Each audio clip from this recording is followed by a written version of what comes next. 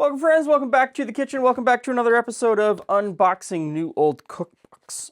So I've got this cooking show on the YouTubes, and one of the segments I do every week is based on my collection of old cookbooks.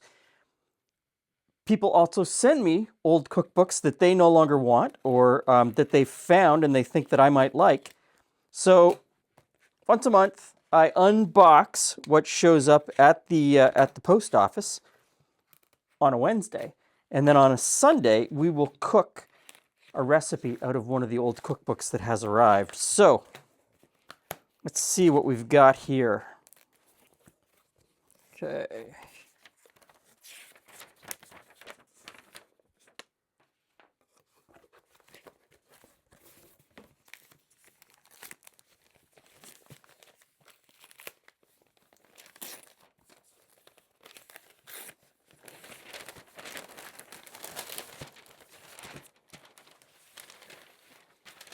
Anyone can bake. Well, I'm living proof of that. People make a big deal out about baking being a science and you have to be exact. You don't have to be exact as everyone lets on. So, when is this from? 1928. The Royal Baking Powder Company. Compiled by the Educational Department of the Royal Baking Powder Company. Okay. Wow. Of its time, you see a lot of cookbooks in this time period, 1920s, where they do these whole spreads on how to set up your table and how to lay it out. Oh, and this one's great. So pictures of each step in the process. This is made for, I would imagine, somebody who didn't learn how to cook from their mother or from their grandmother. And it has these wonderful. So I have another Royal Baking Powder cookbook. Not this one, but like this one, and it has all of these wonderful hand-colored. It looks like they were black and white photographs that are hand-colored, but they could be drawings. Very well done.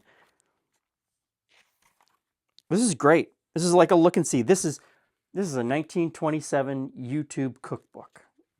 All of the visuals to let you know exactly how to make what you're making. And some of these cakes look wonderful. As much as I can bake, I'm not much at decorating the cakes, so I probably wouldn't be able to do very well. This is fantastic. Okay. And this is a corporate cookbook. This is an advertising piece to show people how to use the product so that they will buy the product. Thank you for sending this to me. This is a great addition to the collection. Okay, box number 2.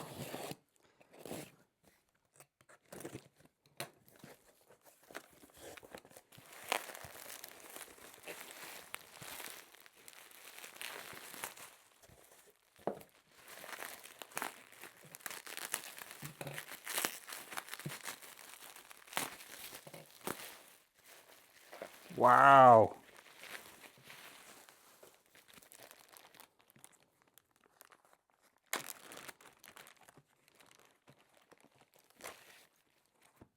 This is a treasure trove.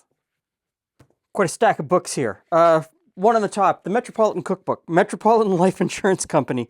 I have a series of these books. I don't think I have this one yet. Metropolitan Life put out a pile of these books over the years. And this one doesn't have a date, but I'm going to say it's 1930s. They had a vested interest in keeping you alive. The longer they could keep you alive, the more money they could get out of you. And the longer it took before they had to pay your heirs any money. I mean, that's a very cynical view, but generally, the recipes in these books are very healthy. Even considering the time period that they were published in, these were very healthy recipes. Okay, moving on. Poultry cooking Farmer's Bulletin, U.S. Department of Agriculture. Okay, and this is the senator for this region wants you to know that he handed you this cookbook. This is from 1941. So these circulars from the Department of Agriculture, there's a lot of them, and they used to come out all the time. And they may still, but I have a lot of these in my collection, but not this one. This has got some chicken risotto. This has got some really good recipes in it. We'll be seeing that one. Knox Gelatin. This is from the 30s, probably. Oh, no, 1943. Knox put out a lot of these, and I've got a pile of them, and they always have this sort of homespun type cover, and lots of gelatin recipes. And this is kind of the birthplace of the Jell-O salad. Before Jell-O was making the Jell-O salad, Knox was, jellied Waldorf salad and shrimp chili mold. I don't know about some of these. The Little Soup Pot by Kellogg's. Ooh, whole bunch of soup. State of Maine, 1938 Maine Development Commission. All about Maine potatoes. State of Maine potatoes. So are they all potatoes? There's a lot of potato recipes here. And a lot of famous food writers have submitted their potato recipes. Foods for your farm freezer. What year is this? 1949. Revised edition 1949. Oh, and it's all about preserving. It's more about preserving your food from the farm using their freezer. And then there are some recipes in here. Take the food out of the freezer, thaw the peaches, and then make this recipe. Thaw the rhubarb, and then make this recipe. Interesting. How to freeze strawberries, how to freeze cherries. Arm & Hammer cow brand. Church & Dwight, lots of these. This is 1936. I don't have this one. I've never seen it before. Another one from Metropolitan Life. Probably not going to find a date on it. Probably 1930s, early 1940s. Frigidaire. So during the Great Depression, 1937, during the Great Depression, General Motors owns Frigidaire, the company. They put out a lot of advertising materials telling you how great their refrigerators were. Great Depression, they were selling refrigerators like there was no tomorrow. They were flying off the shelves, so to speak, even though it was during the Great Depression. And a big part of that were these brochures that taught you recipes that required you to have this type of refrigerator, even though you probably could have done it with an ice box. West Bend, Better Cooking, Kitchen Craft. Oh, I've heard of this before. So this is their waterless cooker. It's kind of like you actually put water in it and it would steam, but it was low pressure. And where is it? The base and asbestos pad together form a heat reservoir that prevents heat from striking the aluminum body directly. So you were cooking in something that was lined with asbestos.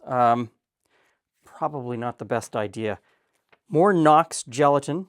Most of the Knox gelatin booklets were this size. Oh, and look at the color pictures inside. This was expensive to make. What year is this? 1936. This would be very expensive to make, given the way that it's printed. Good things to eat. This is from 1940. And again, it is Church & Dwight, which is cow brand, Arm & Hammer. Spiced crumb cake, sunshine cake, honey cakes. So a lot of baking. A lot of baking. So many of these put out. And I could probably collect for the rest of my life and not get them all. Kind of like hockey cards. Anyway, so this is Wednesday. Sunday morning, we will be cooking something out of this great treasure trove of books that came. Thank you so much for sending them in.